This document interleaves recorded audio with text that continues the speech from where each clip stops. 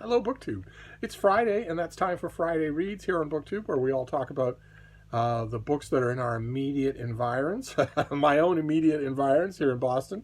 We are battening down the hatches for what looks like a fairly nasty little storm of cold rain or maybe sleet or maybe even a touch of snow overnight. That's apparently going to start after sunset today and go all the way into tomorrow. Don't know if that will actually happen. But it looks to me like it will. The system that I see on the radar apps that I have on my various iPads looks too big to misplace. It looks like it actually is going to come here and generate stuff. But that doesn't get in the way of Friday Reads, does it? I'm experimenting here with a new angle and with a new setup because several of you left comments and also emailed me. I leave my email on every video. Feel free to email me about anything at all. Stuff that you like about my videos, stuff that you don't like about my videos, stuff that you like about your in-laws, stuff that you don't like about your in-laws. I have hundreds of email conversations going now with hundreds of different people on hundreds of different subjects. Just be a little patient because, as that reality might indicate, it takes sometimes time for me to get back to people, especially if your email is 2,000 words long with 400 requests for recommendations. If that is the case, then your email is going to start to look more to my lizard brain like work instead of play. And that is not necessarily means that it's never going to get answered, but it's going to slot differently, as the statisticians say. But one way or another, a number of you emailed me and said that the Blair Witch style shaky cam in my last videos was not appreciated. The camera was bouncing all over the place and rattling, and that is partly due to the fact that I am working in a slightly different arrangement here. The little book room is arranged slightly differently, and the old setup doesn't work anymore, and I'm trying to figure out new setups that work. The one that I used yesterday obviously annoys a lot of you, and I don't want to do that. I'm annoying enough on my own without annoying you with tech. So I'm trying something different now, hoping that the wobbling is a lot less, although I'm on the bed here in the little book room, and wobbling is just an endemic problem if you're on a bed with a dog, because they don't know anything about filming, and I wouldn't want them to. So we shall see.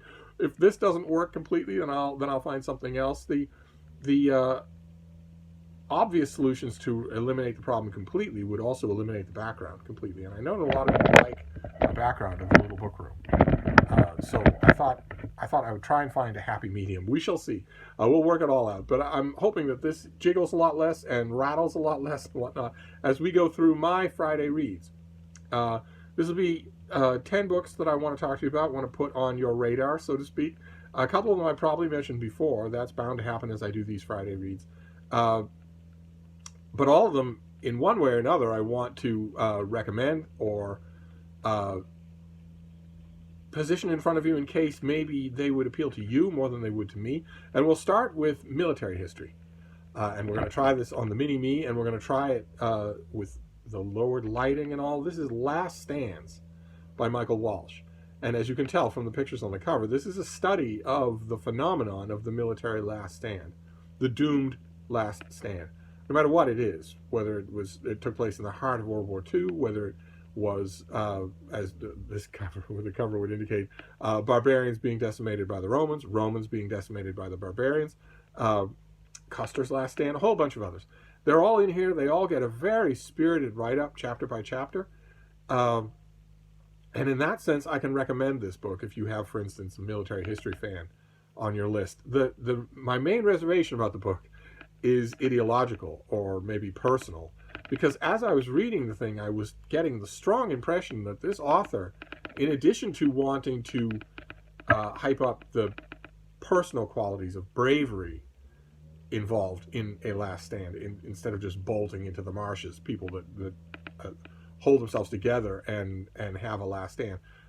In addition to wanting to sing the praises of those personal qualities, I got the impression many, many times throughout this book that the author thinks we could all do with a lot more last stands, and that strikes me as not only right-wing red meat of a type that I hate now. I hate it after the last 4 years so viscerally that I don't even want to give it a moment on the stage. I don't even want to give a moment on the stage to anyone who's even slightly hinting that death is good, that the death cult that has held this country for 4 years is somehow worthwhile, somehow okay.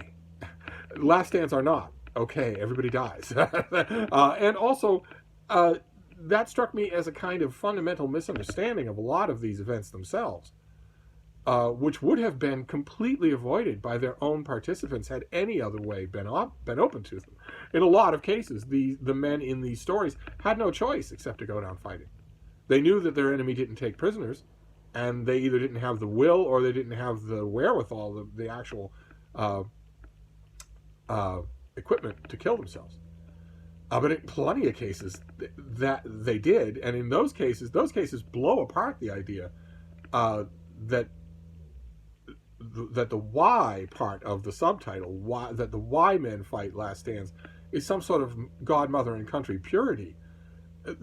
Many of the last stands that are actually examined by this author are characterized, as we know from first-hand accounts, by their various men, saving rounds or sword cuts to kill themselves before the enemies got to. But one way or another, as far as a sort of a surface level front display case military history goes, this is pretty good, pretty entertaining. Now we're going to try. Oh, look at that, it worked. Sky Beyond the Storm. This is Sabaa Tahir's conclusion to her Ember in the Ashes series that is very entertaining YA, very entertaining. Fast, lean, muscular, to such a point that I actually reviewed one of these books for the Christian Science Monitor, which is pretty sure the only time I will ever be in print reviewing YA.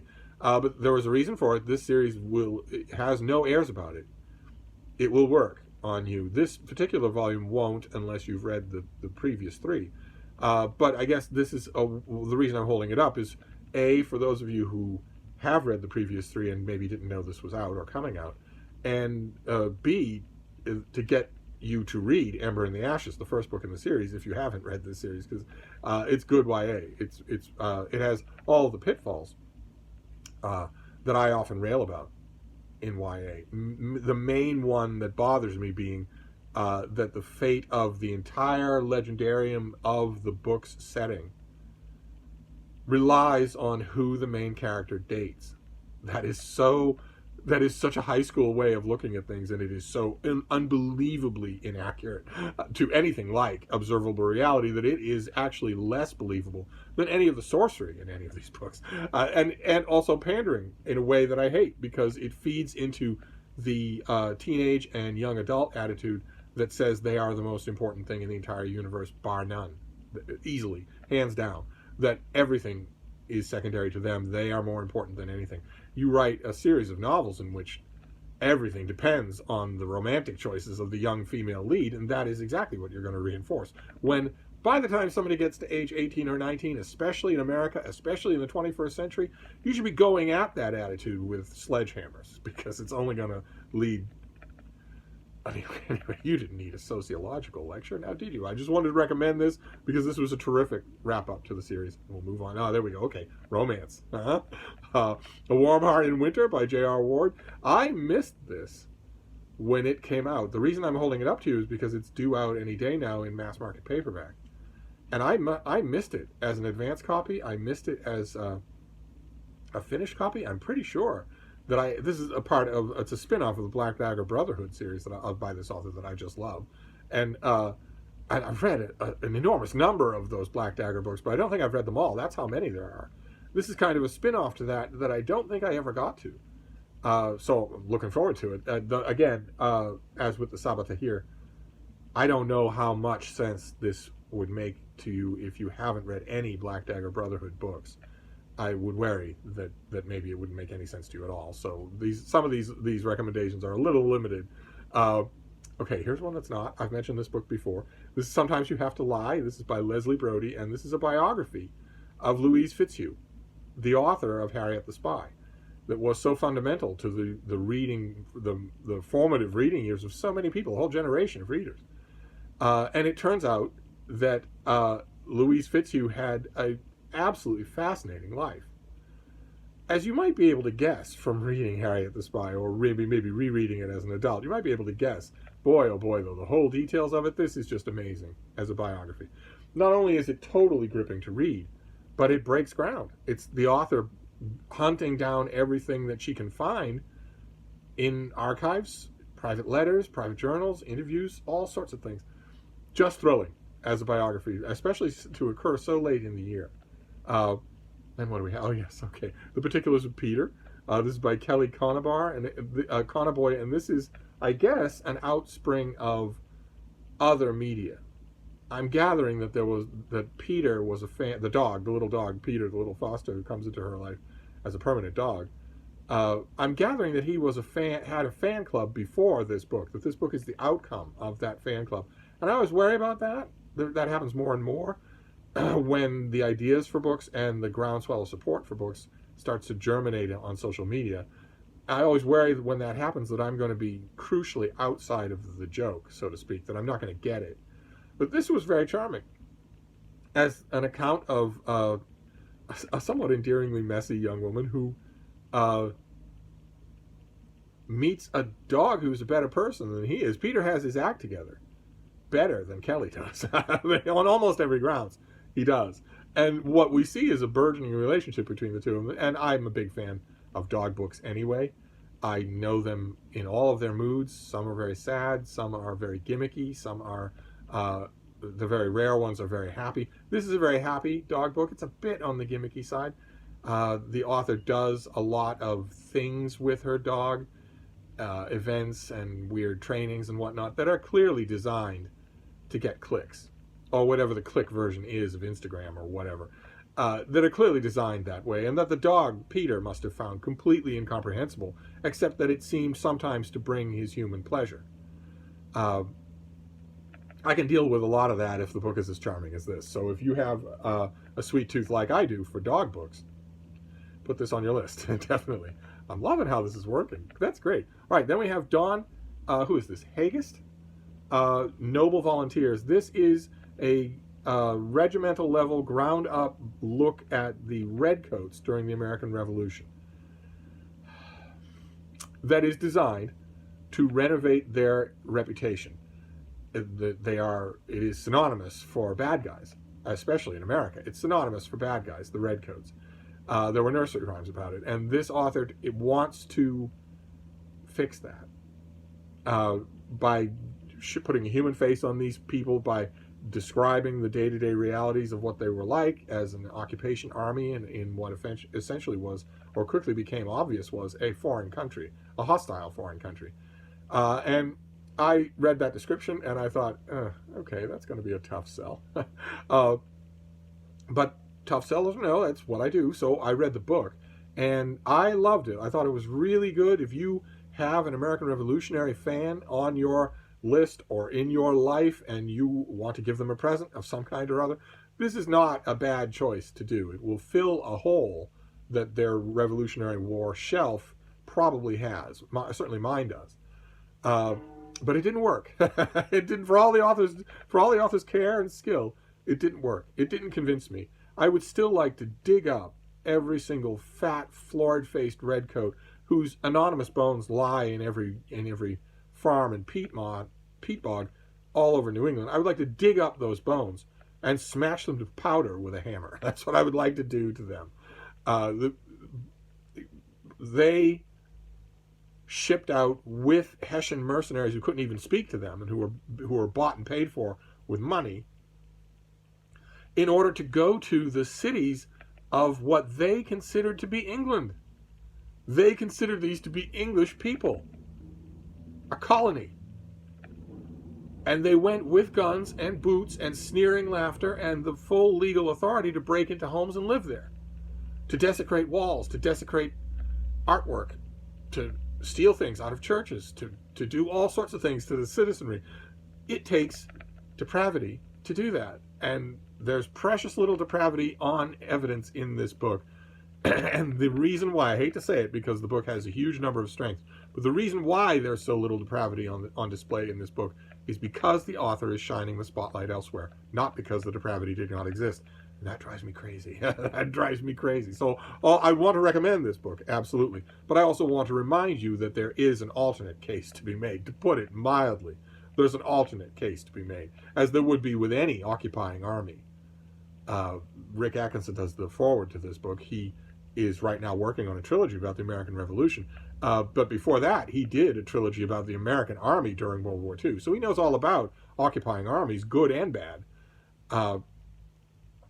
This is a remarkable portrait of the people who made up an occupying army. All I'm saying is take it with a grain of salt, as you would with any work of history. And what do we got? What's next here?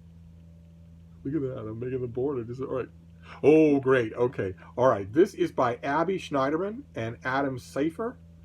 And this is, in case you get hit by a bus, this is a very engaging book on a very macabre subject, what people think of as a very macabre subject, which used to go under the heading of getting your affairs in order. That's what the title refers to, is that you don't have to get a diagnosis of imminent terminal illness to do the things that are outlined and described in this book. Get your affairs in order. Organize things. Plan the end of your life the way your parents planned the beginning of yours. Well, your parents, by the time you get to the end of your life, they will probably be long gone. It's your job to prepare the end of your life. And this book is fantastic.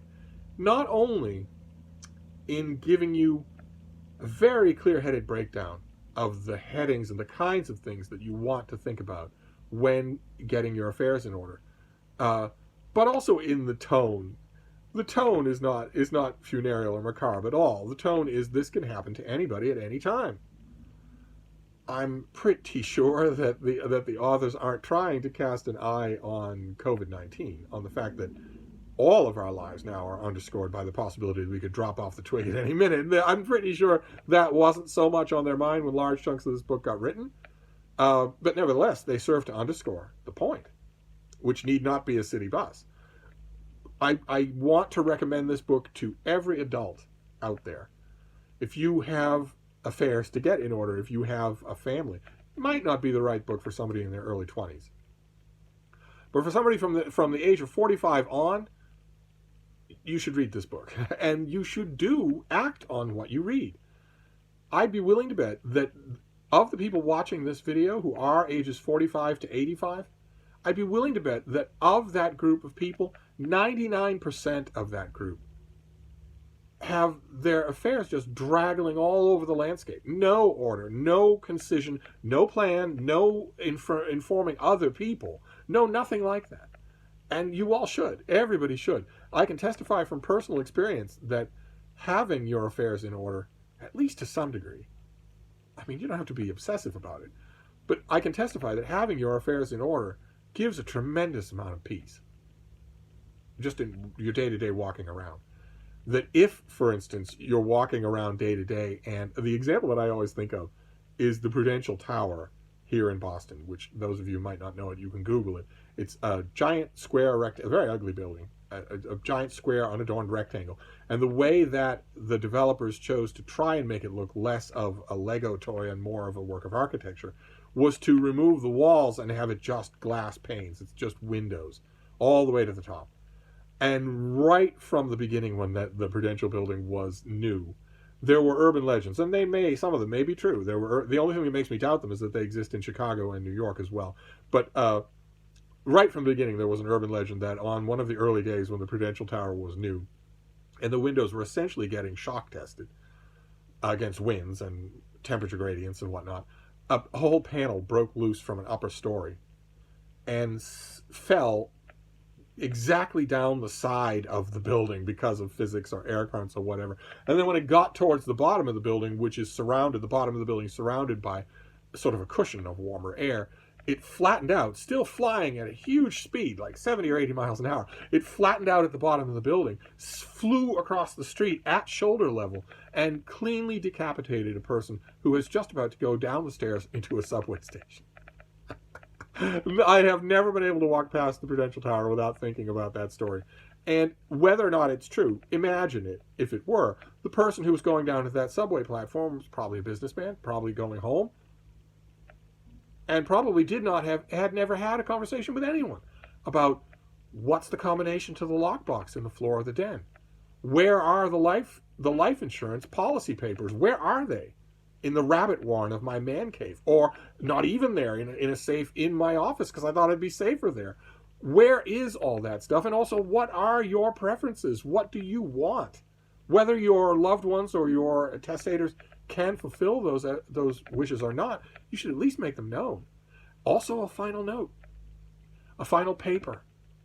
Doesn't have to be more than a page, but something along the lines of, Jim Kirk's final tape in the Tholian Web in Star Trek. If you two are watching this, it means I'm dead. Nothing macabre about that. And this book does a great job, to get back to the subject, this book does a great job of demystifying that, putting a slightly smiley face on it, and urging you to action. So I'm not sure that this would make a great holiday present to anyone, but to yourself, maybe yes. Yes, there we go. All right, this will make a great holiday present to pretty much any reader on your list. This is Forged by Reading, and it's a hymn of praise to the idea that reading can change you and improve you. But as you can probably tell from the title, Forged, of course, is how you make something. As you can tell from the title, there's an emphasis here on young people, on the importance of building a person through reading, not just improving a person through reading, that I thought was wonderful. Ordinarily, when I encounter a book like that has that kind of emphasis, it is unrealistic, it is preachy, it is saccharine, and this had very little of that. It's almost impossible to avoid preachy saccharineness in a book about the joys of reading, no matter what its emphasis is. So I'm not saying this was free of that, but it had refreshingly little of that. So if, for instance, you are an educator and you have a really bright kid in one of your, a dedicated reader in one of your classes, or more than one, if you're allowed to give them a present without a lawsuit or 20 lawsuits, this might be the book to get. Also, it's a fantastic choice if you are a parent of a child who is now a little older, maybe a teenager or in their 20s, who was forged by reading. Then this is going to be a fantastic book to give them, full of stories and anecdotes, just like you'd expect from a book about books. Then we're going to see if we can do one here. Oh, look at that. Okay. I might have mentioned this one before as well. This is Yellowstone Wolves by a cadre of scientists and naturalists who have observed the wolf superstructure in Yellowstone. The society, the ecology, the preservation aspects, conservation aspects, the changes that have happened over time. An amazing, amazing book. I loved it. I know those wolves quite well. I know the Yellowstone ecosystem quite well, or at least I did a long time ago. There have been many changes since I was last set foot there. And it's odd. In the course of this book, it was odd and melancholy to realize I will never set foot there again. But nevertheless, you don't need to know anything about that ecosystem or these animals. If you are a natural history fan, a wolf fan, a great outdoors fan, since that is a direct subject involved here. Oh boy, what a book. What a book. Of course, it's a little bit uneven, and the writing can be a little bit dry, sometimes for stretches at a time, but mainly only when it's conveying data.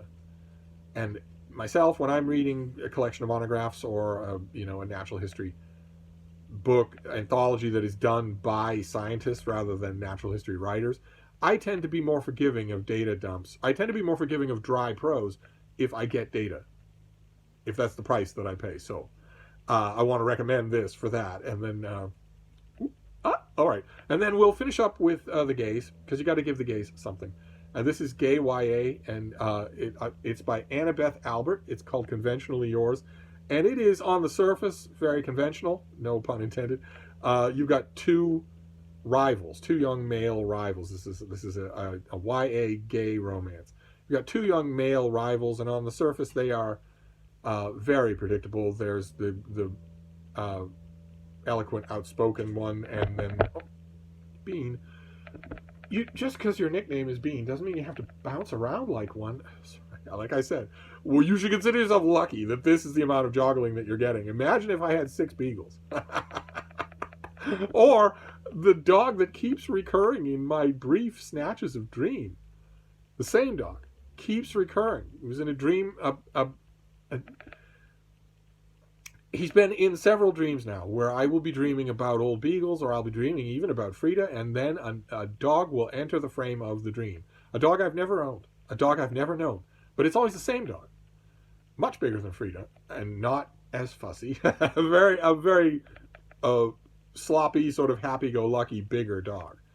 But anyway, that's a little bit of bouncing. I will keep experimenting until the bouncing is gone. But the other boy in the story is the glasses-wearing, nerdy introvert type who's really smart and not comfortable with crowds or anything like that.